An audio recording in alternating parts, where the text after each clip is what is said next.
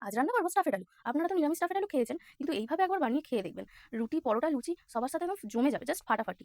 আজ রান্না করতে, করতে আমার হাসব্যান্ড আর আমার ভাসুরের সাথে ঘটে যাওয়া একটি ঘটনা আপনাদের সাথে শেয়ার করব। আমার হাসব্যান্ডের এক আত্মীয়ার বাড়ির ঘটনা বলি। উনি একাই থাকতেন। উনি যখন বাড়িতে থাকতেন না, কোথাও যেতেন, তখন আমার হাসব্যান্ডকে ওনার বাড়িতে রাত্তিরে থাকতে বলতেন।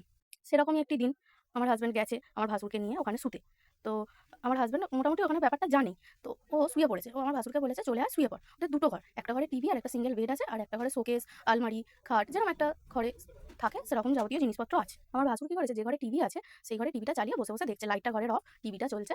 আর ওর ভাইকে বলেছে, "যা তুই ঘরে গিয়ে ওই ঘরে গিয়ে শুয়ে পড়, আমি যাচ্ছি।" তো টিভি দেখতে, দেখতে হঠাৎ বিছানার চাদরটা মনে হলো যেন নিচে দিয়ে কেউ টানছে। ও ভাবছে হয়তো আমার মনের ভুল বা কিছু। তারপর হঠাৎ খাটটা নড়ে উঠেছে। তখনও এসব কিছু ভাবেনি, ভেবেছে ভূমিকম্প হচ্ছে। তো ও কি করেছে, শুয়ে, শুয়ে টিভি দেখছে। তারপরে হঠাৎ বাথরুম থেকে একটা সেই বালতি সরানো, সরানো একটা আওয়াজ হচ্ছে। তখন কি করেছে আমার ভাসুর, উঠে গিয়ে বাথরুমের লাইট জ্বেলে বাথরুমে দেখতে গেছে। কিছু নেই। ঘরে চলে এসেছে। এসে এবার টিভি বন্ধ করে শুতে যাবে। গেছে টিভিটা সুইচটা অফ করেছে। এবার লাইট তো ঘরের অফ। পুরো ঘর অন্ধকার হয়ে গেছে। এবার মনে হচ্ছে কেউ আমার ভাসুরের পিছন, পিছন আসছে। ঘাড়ের কাছে একটা নিঃশ্বাস পড়ছে। ও রীতিমতো দৌড়ে ওই ঘর থেকে, টিভির ঘর থেকে এই ঘরে এসে বিছানায় উঠে পড়েছে। এবার বিছানায় উঠে ভাইকে ডাকছে, "এই ভাই ওঠ না, কি হচ্ছে দেখ না।" এবার দেখছে শোকেসের কাজ, ওই ঘরে যে শোকেসের কাজ সেটা পুরো ঝনঝন, ঝনঝন করে নড়ছে। ছাদের উপরে ওদের একটা কুকুর ছিল, সেই কুকুরটা মারা গেছে। এবার কুকুরের গলায় চেন বাঁধা থাকলে কুকুর যখন যায়, চেনটা ঘষতে, ঘষতে গেলে যেমন আওয়াজ হবে, সেরকম একটা আওয়াজ হতে, হতে যাচ্ছে, আসছে, যাচ্ছে, আসছে। সারা রাত এই আওয়াজ হয়ে যাচ্ছে। পাশের ঘর থেকে হাতুড়ি ঠোকার আওয়াজ হচ্ছে। ওরা সারা রাত সেদিন ঘুমাতে পারেনি।